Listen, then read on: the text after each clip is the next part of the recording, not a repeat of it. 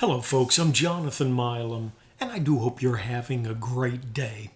I'm usually making these YouTube vids about trumpets, mouthpieces, flugelhorns, occasionally singing, keyboard, and to be honest with you, I'm really having to work on focus on this, and I'm using notes, which is very unusual for me. But today I'm going to talk about flight attendant work and just try and give a general overview, kind of a thumbnail sketch or a synopsis of the whole thing. And I'm trying to incorporate just a lot of diverse thoughts. So I do have some notes. You pardon me for not making perfect eye contact. Now, as I mentioned, this first video on flight attendant work is a general overview. In the future, I hope to, hopefully the near future, plan on doing another video relating into the specific types of flight attendant work there are. That'll probably be video number 2. I work for a regional airline.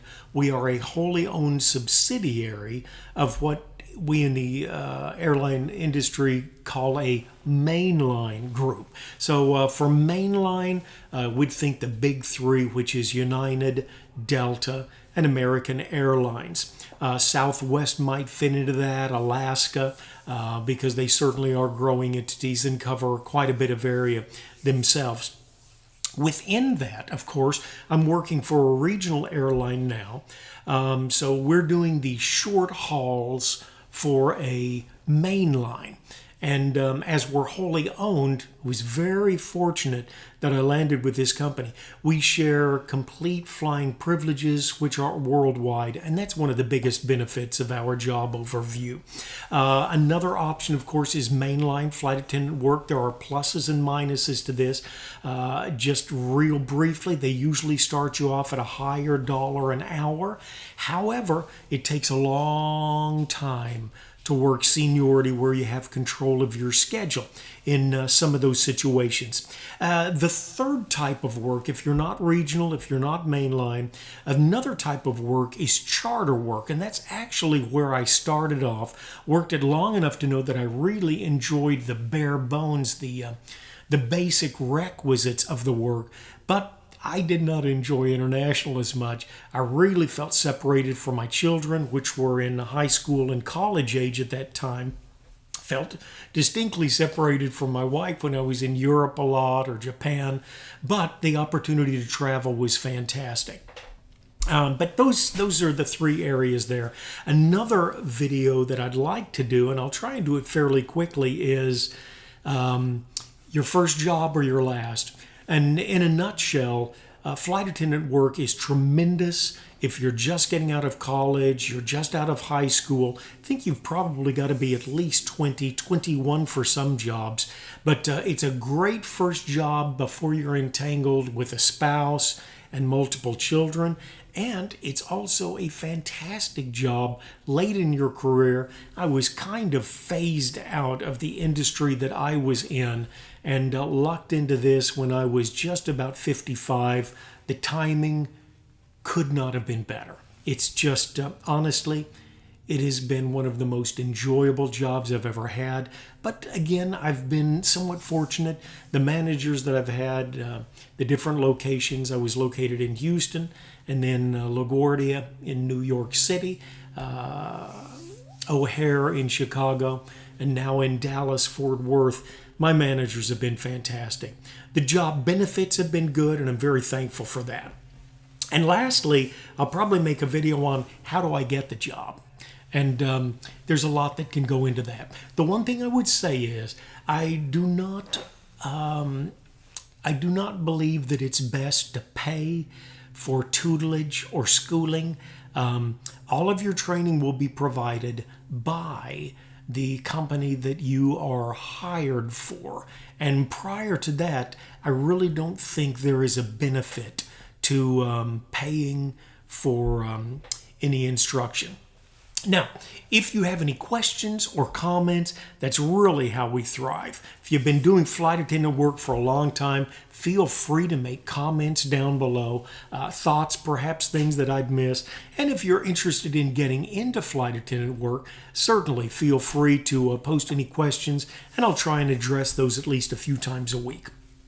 Okay, 5 minutes. And now we're just getting into the basic job interview.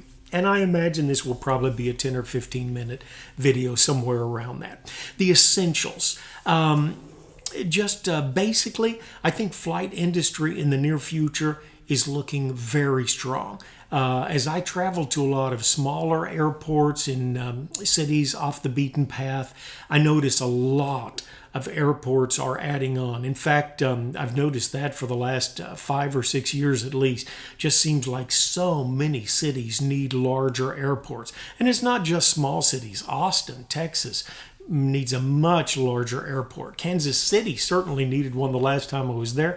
I think they've got one in the year and a half since I've been in Kansas City. But I do think that it is a growth industry, and the parent company of my company just, I believe they stated they're in the process of acquiring 90 planes, and it will take a lot of people to work those 90 planes. So I definitely see job growth as a very positive part of this industry. Now, flight attendant work is not a particularly high-paying job, but on the other hand, it's not really a difficult job to my way of thinking. It certainly is not a back-breaking job, although it isn't the easiest from some aspects, and we'll get to those in just a moment. While it's not a high-paying job, unfortunately, there is plenty of competition. A lot of people have wanted to be a flight attendant. A lot of people still do want to be a flight attendant, and that's probably why the pay is not great. Starting out, I would think that you ought to make at least $2,500 a month, but that's, you're not going to get rich on that. But there are benefits.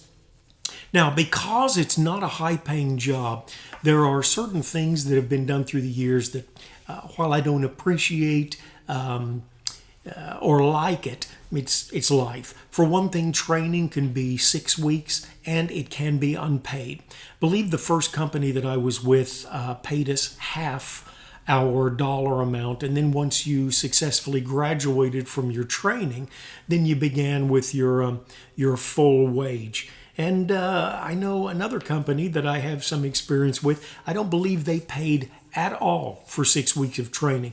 If you're living paycheck to paycheck, it's tough to go 6 weeks without. Now, the company that I am with at the moment is offering a $2,000 bonus. They give half of this during your training and half of that, I believe, at your graduation. So that certainly is a plus. And the company that I am with, and I think several other companies that are similar to mine in the flight attendant realm, have what I would consider fairly good benefits. I think the medical is at least comprehensive. You can really go in depth as to whether it's great or not, but with some jobs offering no medical benefits, you've certainly got the step up here. So I think the health benefits are quite good. 401k they offer, Roth option. Was just perusing on the web, and some companies seem to be matching your 401k contributions. Flight privileges, and that's why most people want to be a flight attendant. Flight privileges, it's hard to overstate that. If you've always wanted to travel and have never been able to, flight privileges are a wonderful thing. I think that about the end of my first year, I took my wife and 3 children to Rome, Italy, and our flight costs. Foreign countries will usually place a seat tax on this. You can fly generally in the United States for free, but foreign countries, they do place a small tax. But the 5 of us traveled, and we were all adults at the time, 5 adults round trip to Rome, $248 was the total. It was like $49 a piece, which was pretty fantastic. The most expensive ticket that we've got usually is London, and it's sometimes around $250, maybe $275. I did fly last year there, I think, for about $148. It was a little bit lower. And those privileges are really a huge plus. As far as some of the tough parts of being a flight attendant. You are away from home quite a bit. I travel in groups of 4, usually another flight attendant, myself, and 2 pilots. And I remember a few weeks ago, I was traveling with a group of people, and my crew was a little younger than me. And we were all on the elevator going up to our room at the end of the day. And I said to the captain, who I'd never flown with, I said, "If I get lonely, can I call you?" You are away from home a lot. There is nothing worse than being sick and being away from home. The most sick that I've been is actually when I got a spider bite. And my leg swelled up. I thought it was going to split my pants, actually, down around my calf. I ran a temperature that was probably about 103 or 104. And fortunately, I had a lost day, slept almost the whole 30 hours or so and got myself better. But you are overnight, usually at least 3 nights a week. 60% of your time, 60% of your week, you generally will be away from home if you're working as a flight attendant and you're working the usual 4-day week. Sleeping away from home can be a challenge for some people. For those people that can sleep anywhere at the drop of a hat, you have potential to be a flight attendant. I generally don't have a big problem sleeping. Of course, there are sleep aids, no-dos, and things like that. I hate resorting to drugs or drink to help sleep. But, no-dos and things of that nature might be somewhat helpful to some. Time away from family can be a huge plus. I interviewed for a job one time as a flight attendant. And I think they were trying to intimidate. But the manager looked at me and said, "Can you be away from home 50 days consecutively without it causing a problem?" To which I quickly answered, "You're going to make my wife a very happy woman." But as a flight attendant, you do spend quite a bit of time away from home. And for one thing, if you're younger and you're single, you don't have children, that certainly is easier. If you have a good family support group, if you have folks that live in the area, sisters that can babysit, brothers, things of that nature, that can watch your children, if you do have children, of course, that is a plus, because obviously most flight attendants are going to be away from home quite a bit. If you're working with a regional, you're generally closer to home. The most I usually go is 2 time zones out of mine. I live on the East Coast, and I think sometimes in the Mountain Time Zone, we're 2 hours off. But that's not the worst in the world. Communication is easy. I love texting my family. Not a big phone talker, but I really enjoy that. If I'm in the same time zone, I can be current, and I at least feel like I'm keeping in touch with them. Another part of the job overview that's different is most airlines work on a seniority basis, and it is completely senior based. And that means when you start off, you're very junior and you do not have a lot of option for your schedule. As you put in 3 or 4 years with a company, with a regional, that can see you sometimes with a fair bit of seniority, and that is great. Now, I've been with the same company for just about 7 years, and I can almost always get the days that I want to work, holidays, can get just about anything at this point, because with regionals, your seniority usually goes up quickly. If you're working with the main line where there's 22, 26, 27,000 flight attendants, it's going to take quite a while before you have much control over your schedule.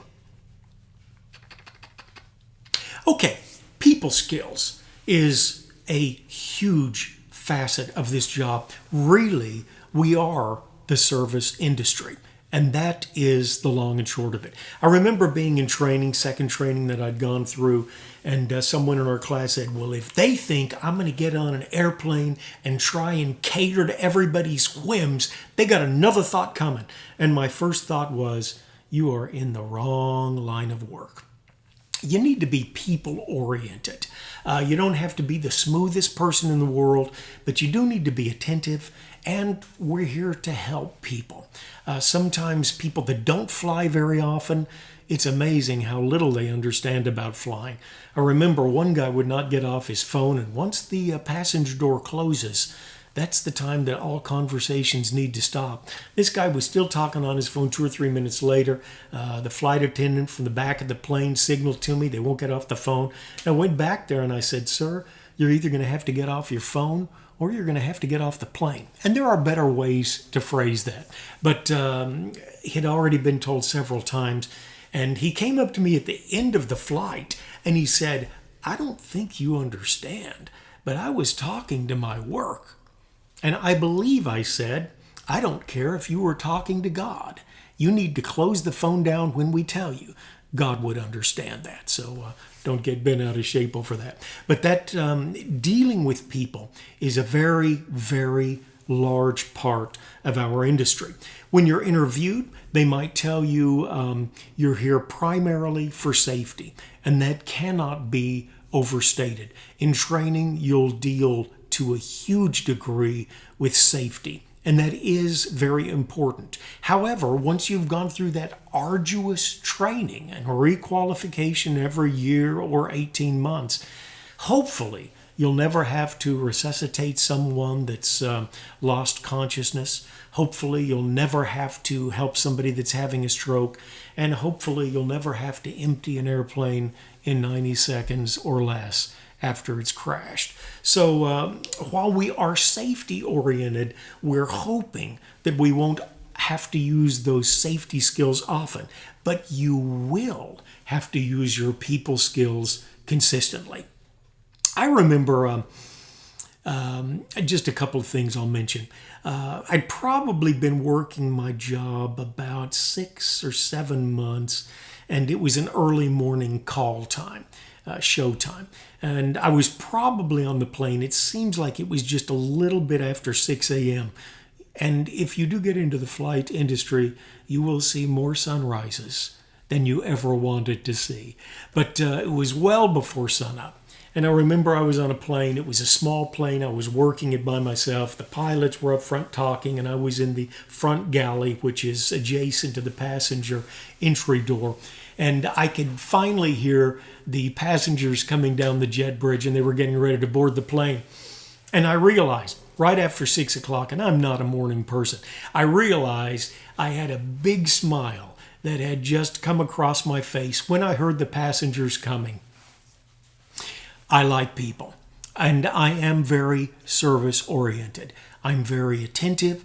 I can't stand being in a restaurant and my Coca-Cola is empty and nobody's paying any attention, and I'm supposed to clean off the plate with nothing to drink. That bugs me to death, and I don't want people to be trying to have their nuts or pretzels or cookies or snacks or meals with nothing to drink.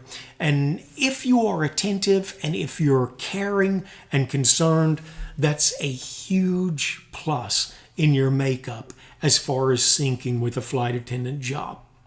I also remember, and I was reflecting on this here a while back, I won an award for my company and was getting ready to go to a banquet.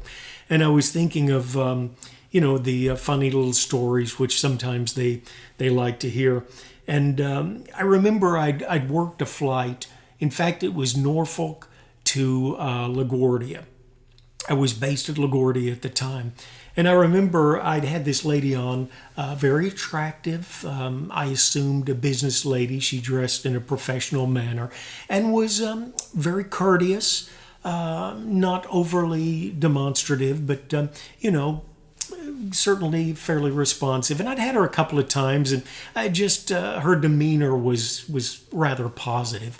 And I remember one time I was working in the galley, and I heard the lady next to her saying, "Oh, we've got a man for a flight attendant. I hope he's okay."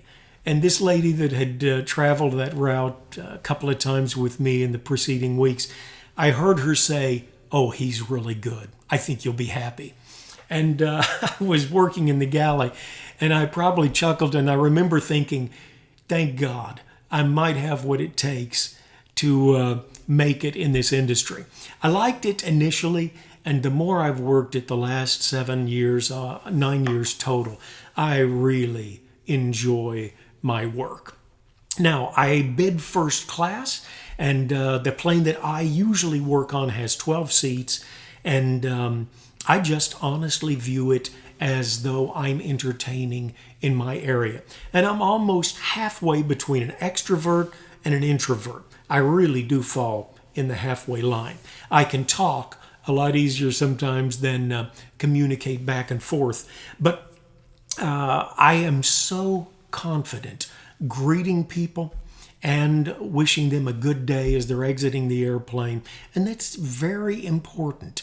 And I do believe one of my trainers said it so well. He said a first class ticket deserves first class service. And I believe that deeply. A lot of the flyers that we have in first class are in first class because they're frequent flyers. They spend a lot of time in the air, and it's not necessarily by choice. It's the dictate of their job and the necessity for them to travel great distances in short amounts of time.